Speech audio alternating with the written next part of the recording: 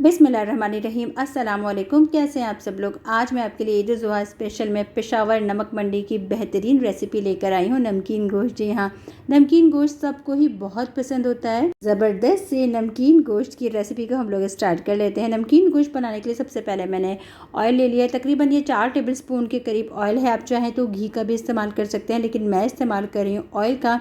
और इसके अंदर डाल दूँगी मैं 2 टेबल स्पून भर के होममेड पिसे हुए अदरक लहसुन का पेस्ट। और अदरक लहसुन को हम ऑयल या घी के साथ बहुत अच्छे से भूनेंगे कि अच्छा सा जो है अदरक लहसुन वो गोल्डन आ जाए और ज़बरदस्त सी खुशबू आ जाए। नमकीन गोश्त में बिल्कुल कुछ ख़ास मसाले नहीं जाते, बहुत ही आसानी से बन के नमक मंडी की ये रेसिपी बन के तैयार हो जाती है। 1 किलो मटन का इस्तेमाल किया है मैंने और बोनलेस मटन का इस्तेमाल किया। आप चाहें तो बीफ का भी इस्तेमाल कर सकते हैं, हड्डी वाला मटन या हड्डी वाला गोश्त जिसको कहा जाता है, लेकिन मैं बोनलेस इस्तेमाल कर रही हूँ। अदरक लहसुन के साथ अब हम गोश्त को खूब भूनेंगे कि गोश्त और अदरक लहसुन का जो पानी हो वो अच्छे से खुश्क हो जाए। तो हाई फ्लेम के ऊपर आपका काम है इसको भूनना। अगर आपको बहुत ही अच्छा ऑथेंटिक रेसिपी चाहिए तो आप थोड़ी सी चर्बी का भी इस्तेमाल कर सकते हैं। मेरे घर पसंद नहीं की जाती हूँ, मैंने चर्बी का इस्तेमाल नहीं किया। और बहुत अच्छे से आप देख सकते हैं जो गोश्त का अपना पानी रिलीज़ हुआ था मैंने उसे बहुत अच्छे से भून लिया है। ऑयल जो है वो बिल्कुल सेपरेट हो गया है। आपने भी इसी तरह से हाई फ्लेम के ऊपर अदरक लहसुन के साथ जो है गोश्त को भून लेना है कि गोश्त का जो तमाम पानी है वो बिल्कुल खुश्क हो जाए। और आपको नज़र आ रहा है गोश्त में इस वक्त बिल्कुल पानी नहीं है। 1 हरी मिर्च है, उसको मैंने मोटा मोटा रफली कट कर लिया है। 2 टमाटर हैं जिनकी मैंने स्किन उतार दी और इस तरह से 4 टुकड़ों में से कट कर लिया है। नमक मंडी में कुछ जगहों पे टमाटर डालते हैं, कुछ जगहों पे नहीं, लेकिन मैंने इस्तेमाल किया है टमाटर का। और नमक आप अपने टेस्ट के हिसाब से डाल लीजिएगा। टमाटर, हरी मिर्च और नमक को हम गोश्त के साथ बहुत अच्छे से मिला लेंगे। आप चाहें तो कुकर का भी इस्तेमाल कर सकते हैं, लेकिन मैं कुकर का इस्तेमाल बिल्कुल भी नहीं करती, तो मैं इसे कढ़ाई में ही बना रही हूँ। अगर आप कुकर का इस्तेमाल करें तो अपने हिसाब से आप पानी वगैरह को एडजस्ट कर लीजिएगा। अच्छे से हमने टमाटर, हरी मिर्च और नमक को मिला लिया है।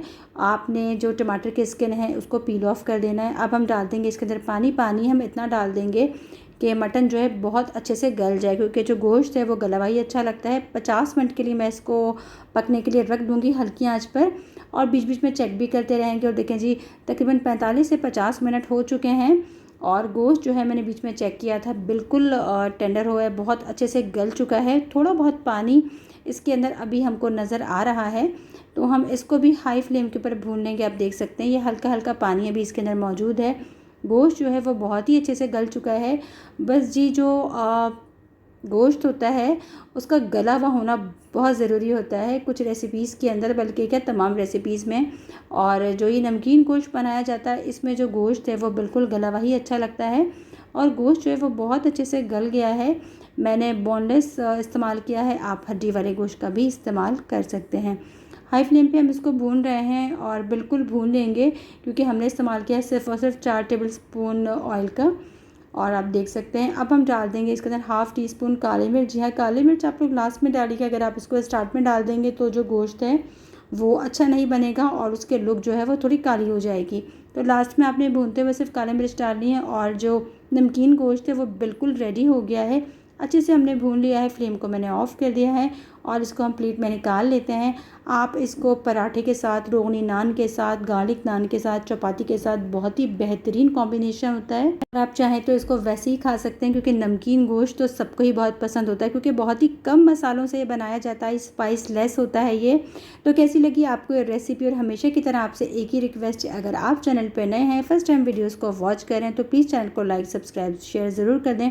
अपना बहुत सारा ख्याल रखिएगा, रेसिपीज़ को ट्राई कीजिएगा। फ़ी अमान अल्लाह। अल्लाह हाफ़िज़।